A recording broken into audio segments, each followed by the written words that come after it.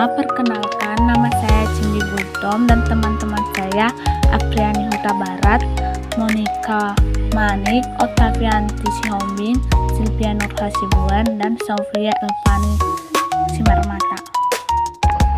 Uji data dan uji persyaratan analisis. Uji data dan uji persyaratan analisis menjadi tahap penting sebelum melakukan analisis kolerasi kanonik agar hasilnya valid dan dapat diinterpretasikan dengan benar. Dalam uji data dan uji persyaratan analisis ada 4 uji.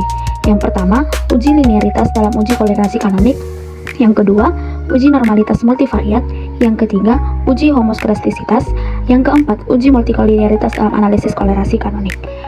Fungsi kanonik dan pendugaan koefisien kanonik. Fungsi kanonik adalah kombinasi linear dari satu set variabel yang digunakan dalam analisis kolerasi kanonik atau CCA untuk memaksimalkan korelasi dengan kombinasi linear dari set variabel kedua. Proses pendugaan koefisien kanonik melibatkan penentuan bobot atau koefisien untuk setiap variabel asli dalam satu set data yang kemudian membentuk variabel baru atau variat kanonik. Ada bagian perhitungan proporsi keberagaman, di mana proporsi keberagaman menggambarkan bagaimana keberagaman total pada set variabel asli yang dapat dijelaskan oleh variabel kanonik. Dengan kata lain, ini mengukur seberapa baik fungsi kanonik yang diperoleh mampu menerjemahkan atau menjelaskan keberagaman variabel yang ada. Perhitungan proporsi keberagaman dalam analisis kanonik ini dilakukan dengan mengkuadratkan kolerasi kanonik antara dua variabel kanonik dan menghasilkan dengan rata-rata kuadrat dari koefisien Loeding kanonik variabel aslinya. Selanjutnya adalah redundansi. Redundansi adalah suatu indeks yang menghitung proporsi keragaman yang dapat dijelaskan oleh variabel kanonik yang dipilih, baik dari variabel kanonik dependen maupun variabel kanonik independen. Proporsi keragaman dapat dibedakan menjadi 4, yaitu 1. Proporsi keberagaman Y yang diterangkan oleh perubahan kanonik V. Kedua, proporsi keberagaman Y yang diterangkan oleh perubahan kanonik W. Ketiga, proporsi keberagaman X yang diterangkan oleh perubahan kanonik W. Dan yang keempat, proporsi keberagaman X yang diterangkan oleh perubahan kanonik. Kita kan sudah mengetahui apa itu analisis korelasi kanonik. Sekarang kita masuk ke pengujian korelasi kanonik menggunakan program SPSS versi 25. Nah, data yang telah kita pindahkan ke Excel, kita salin, kemudian kita pindahkan ke program SPSS pada data view. Nah, setelah kita pindahkan, kita masuk ke variabel view. Pada kolom name, kita ubah sesuai variabel kita, yaitu X1 sampai X8.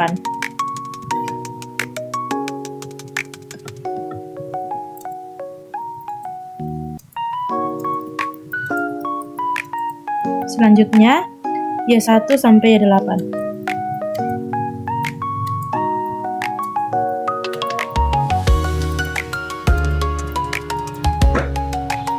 Nah, setelah kita selesai pada kolom name, kita masuk kepada kolom desimal. Angka 2 ini kita ubah menjadi 0.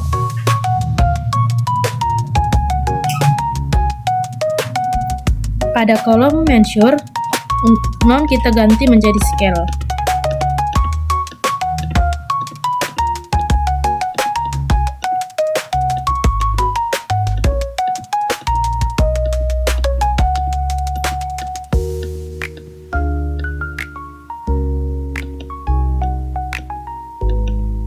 Setelah kita mengubah semuanya, kita masuk ke File, New, Syntax. Nah, pada bagian ini kita isi MANOVA spasi Y1 sampai Y8.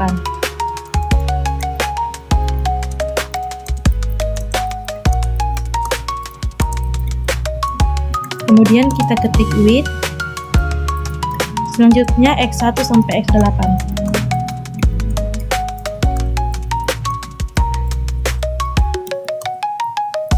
Kemudian kita klik enter. Kita ketik garis miring descript spasi alpha buka kurung 1 tutup kurung. Kemudian kita klik enter. Kita masukkan lagi garis miring, print, sama dengan sig atau sig buka kurung eigen spasi dim tutup kurung titik. Selanjutnya kita klik kanan, run all.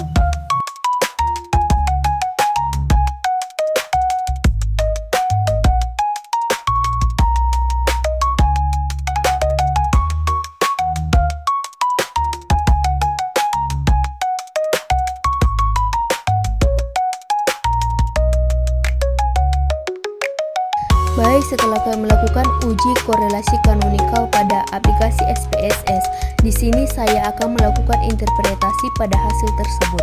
Hasil yang pertama itu adalah hasil uji Witts lambda. Hasil uji Witts lambda digunakan apabila terdapat lebih dari dua kelompok variabel independen dan kelompok variabel dependen, dan asumsi homogenitas metrik variabel telah terpenuhi. Semakin rendah nilai statistik Witts lambda, maka pengaruhnya terhadap model semakin besar. Nilai Witts lambda berkisar antara 0 sampai 1. Pada tabel Whiting-Kelk regression, kita dapat melihat pengaruh seluruh variabel secara bersama-sama yang dapat kita lihat pada uji tersebut, yaitu signifikan of f, di mana hasilnya harus lebih kecil dari 0,05. Sehingga pada tabel tersebut kita memperoleh nilai sebesar 0,000 yang berarti lebih kecil dari 0,05, yang dapat diartikan bahwa secara bersama-sama keseluruhan variabel signifikan dan dapat memenuhi syarat untuk uji selanjutnya. Baik, di sini saya akan menginterpretasikan mengenai fungsi kanonikal, yaitu uji kedua, di mana fungsi kanonikal ini bisa kita lihat pada tabel eigenvalue and canonical correlation. Fungsi kanonikal bisa dilihat pada seberapa besar nilai korelasi kanonikal yang tercipta pada kolom canonical correlation. Nilai kanonikal yang pertama terbentuk sebesar 77,909%. Fungsi kanonikal yang kedua itu terbentuk sebesar 66,696%. Fungsi kanonikal yang ketiga itu tercipta sebesar 63,752%. Fungsi kanonikal yang keempat terbentuk sebesar 46,871%. Fungsi kanonikal yang kelima itu terbentuk sebesar 74,384%. Selanjutnya fungsi kanonikal yang keenam yaitu sebesar 21,161%. Fungsi kanonikal yang ketujuh yang terbentuk sebesar 16,639%. Sedangkan fungsi kanonikal yang terakhir atau fungsi kanonikal yang kedelapan yaitu terbentuk sebesar 0,299%. Sehingga dari sekian banyaknya fungsi kanonikal yang tercipta itu dengan berbagai atau beragam nilai yang tercipta. Selanjutnya itu kita melihat berapa besar pengaruh setiap variabel pada uji kanonikal yang telah kita uji. Fungsi kanonikal yang digunakan hanya fungsi yang signifikan saja. Bisa dilihat pada tabel dimension reduction analysis, yaitu pada nilai signifikan of f. Berdasarkan uji yang dilakukan, fungsi yang signifikan terdapat 4 fungsi saja, yaitu fungsi kanonikal yang pertama, fungsi kanonikal yang kedua, fungsi kanonikal yang ketiga, dan fungsi kanonikal yang keempat. Yaitu fungsi ini berarti variabel yang x1, variabel x2, variabel x3, dan variabel x4. Berarti fungsi ini yang terbentuk hanya 4 dan juga yang signifikansi hanya 4, sehingga mereka yang memiliki nilai yang cukup tinggi terhadap fungsi kanonikal yang telah terbentuk tersebut. Demikian presentasi dari saya. Selanjutnya dilanjutkan oleh saudari Monica. Kepada Monica, saya persilahkan. Halo, saya Monica. Saya akan melakukan uji selanjutnya, yaitu uji weight atau uji bobot kanonikal, di mana uji weight merupakan analisis yang menguji variabel mana dalam satu set variabel dependen maupun independen yang paling kuat variabelnya. Di sini nilai pada fungsi kanonikalnya itu harus melebihi 0,50. Nah, kita akan melihat pada tabel standardized canonical coefficient for dependent variable itu pada variabel dependen terlebih dahulu. Nah, dilihat dari tabel bahwa variabel yang memiliki nilai lebih dari 0,50, yaitu variabel Y2 dengan nilai 0,88427 pada fungsi kanonikal yang keempat. Kemudian variabel Y6 dengan nilai 0,55695 pada fungsi kanonikal yang kedua. Kemudian variabel Y8 dengan nilai 0,65688 pada fungsi kanonikal yang kedua. Jadi, dapat kita simpulkan bahwa variabel yang mempunyai pengaruh yang kuat pada satu set variabel dependen yaitu variabel Y2, Y6, dan Y8. Selanjutnya, kita akan melakukan uji weight pada variabel independen atau variabel X. Di sini kita akan melihat pada tabel standar rigid canonical coefficient for covariate. Di sini nilai yang harus dipenuhi sama, yaitu nilainya harus melebihi 0,50. Nah, dari tabel kita bisa melihat bahwa variabel X3 dengan nilai 1,83474 pada fungsi kanonikal yang kedua. Kemudian variabel X4 pada fungsi kanonikal yang ketiga dengan nilai 1,10356 dan nilai 1,42049 pada fungsi kanonikal yang keempat. Selanjutnya itu pada variabel X5 pada fungsi kanonikal yang ketiga dengan nilai 3,55694. Selanjutnya yaitu variabel X6 pada fungsi kanonikal yang kedua dengan nilai 1,49847 dan nilai 1,25731 pada fungsi kanonikal yang keempat.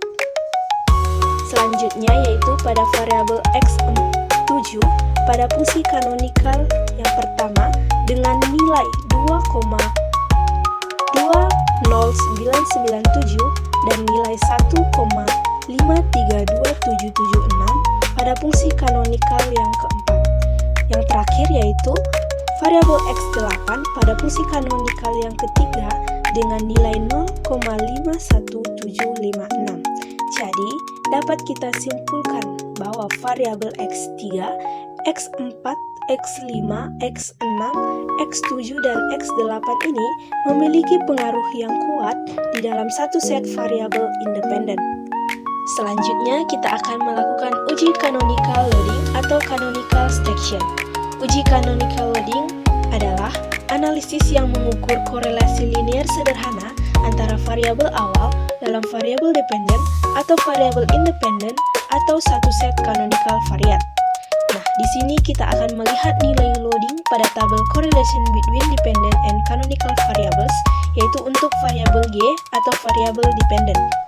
Nah, pada tabel kita akan fokus pada fungsi canonical yang pertama saja dengan asumsi nilai lebih besar dari 0,50.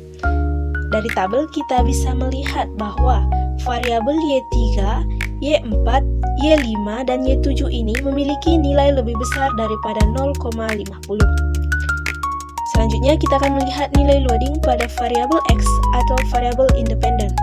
Nah, kita akan melihat pada tabel correlation between covariates and canonical variable, yaitu pada fungsi canonical yang pertama saja dengan asumsi nilainya harus lebih besar daripada 0,50. Nah, dari tabel kita bisa melihat bahwa variabel X3, X4, X7, dan X8 ini memiliki nilai lebih besar daripada 0,50. Jadi, dapat kita simpulkan bahwa hubungan yang terjadi adalah tingginya variabel X1, X4, X7, dan X8 ini akan mempengaruhi besarnya variabel Y3, Y4, Y5, dan Y7. Demikian video pembelajaran dari kelompok kami mengenai korelasi kanonik dan pengujian korelasi kanonik menggunakan SPSS versi 25. Semoga video ini dapat membantu teman-teman semua. Sekian dan bye-bye!